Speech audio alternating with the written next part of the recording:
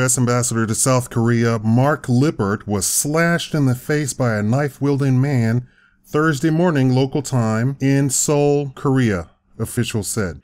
The envoy was on his way to attend a morning lecture in central Seoul when the attack took place, according to the Yonhap news agency, which had a picture of Lippert bleeding. Lippert was cut in the right side of his face and his arm.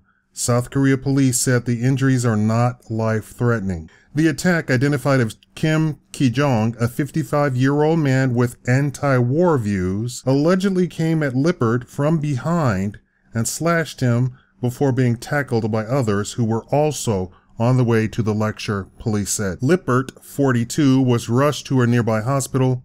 The suspect was immediately apprehended. The spokesman for South Korea Ministry of Foreign Affairs said the government cannot but be appalled by the attack and called the United States South Korea's most important ally. He pledged that the government would take all steps to ensure the safety of diplomats. Police said they are still investigating the motive of the attack, but CNBC Asia reported that the suspect attacked a Japanese envoy with pieces of concrete 5 years ago. The State Department released a statement after the attack saying, "We confirm that U.S. Ambassador to the Republic of Korea, Mark Lippert, was assaulted this morning in Seoul while giving a speech. He is being treated at a local hospital. His injuries are not life-threatening. Embassy Seoul is coordinating with local law enforcement authorities.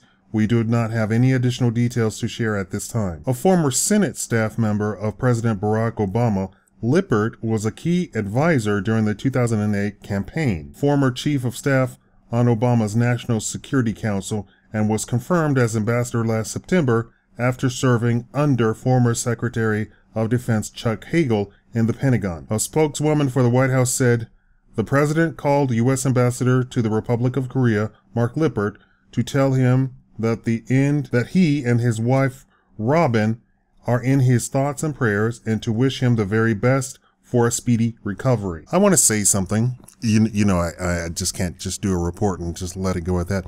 I want to say something. I want you to look at this guy. And this is the hated guy in the actual State Department. Why is he a hated guy? It's not him in particular. It's what he represents. He's an appointed ambassador. There are people who work in the State Department for years, working their way up, doing everything, and they should always get the promotion to ambassador. Why? Because they know how the thing works and they know everything about it, right?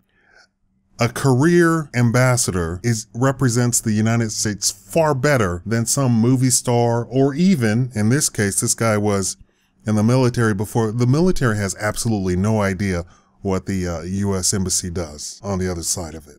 Absolutely no idea. And the career State Department people hate these people because literally it's like babysitting. It literally is like babysitting. Yes, you're appointed ambassador, but you have absolutely no idea what you're doing.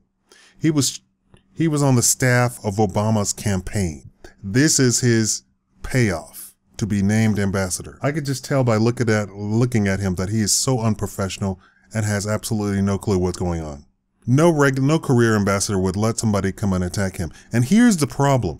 By this old man succeeding in attacking him and they putting it on live TV, it shows that the ambassador to the United States can be attacked. I'm not saying that they should cover it up or hide it or anything like that, but by showing it, it simply promotes to all the other crazies, hey, I can attack the ambassador. Yeah, the guy was apprehended, but that's not what they care about. They care about getting their jihad on or their disgruntle on, Anyway, I just had to add that 2 cents there, that this type of guy does not represent the United States when it comes to State Department matters and being an ambassador.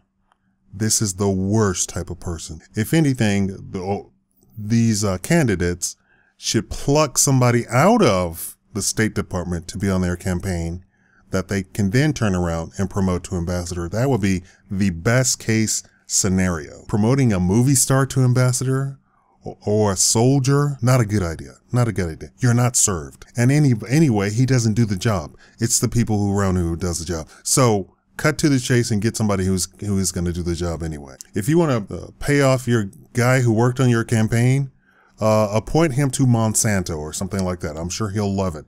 Thank you for watching the Shikama Live Show.